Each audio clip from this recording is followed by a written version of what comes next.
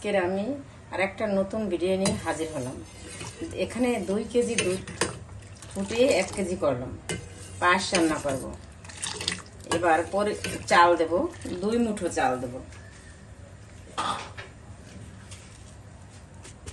এই যে 2 মুঠো চাল দিচ্ছি, এই 2 কেজি দুধে 2 মুঠো চাল দেব। চালটা একটু ভালো করে ধুয়ে নিয়ে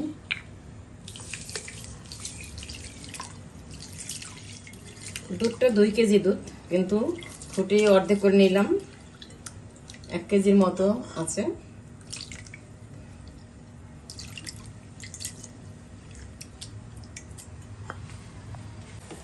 দুধটা ফুটেছে, ভালো করে নাড়া দিয়ে এবার চালটা আমি দিয়ে দিচ্ছি। হ্যাঁ,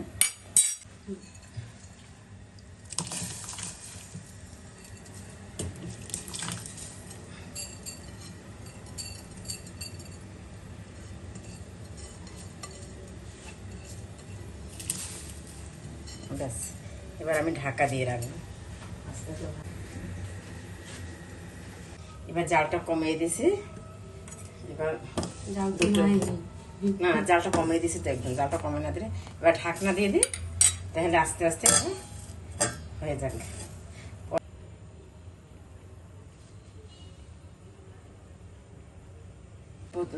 চাল ভিতরে যার কারণে একটু কয়েকটা কিশমিশ দিয়ে দিচ্ছি। এবার পরিমাণ মতো চিনি দিয়ে দিচ্ছি। চিনির পরিমাণটা কম দিছি, সবাই একরকম চিনি খায় না, যেহেতু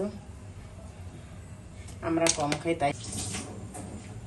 এবার দারচিনি একটু ছাল দিয়ে দিচ্ছি।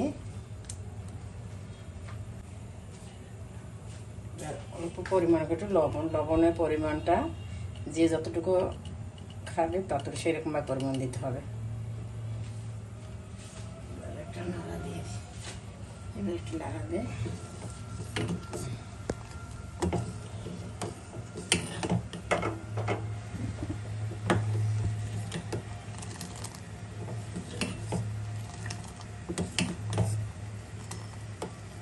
দুধের পরিমাণটা বেশি দিলে পায়েসটা খেতে ভালো লাগে বেশি।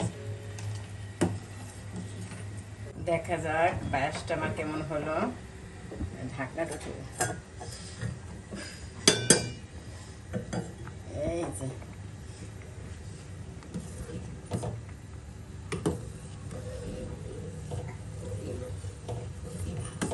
যে হয়ে গেছে। এবার ঢেলে ফেলাবো, টেবিলে নিয়ে ঢেলে ফেলতে হবে।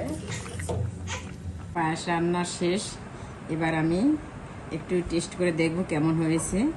আর আপনারা কে কেমন পায়েস রান্না করেন আমাকে অবশ্যই কমেন্টে জানাবেন, এবং আমার রান্নাটা দেখতে কেমন হয়েছে সেটাও আপনারা জানাবেন।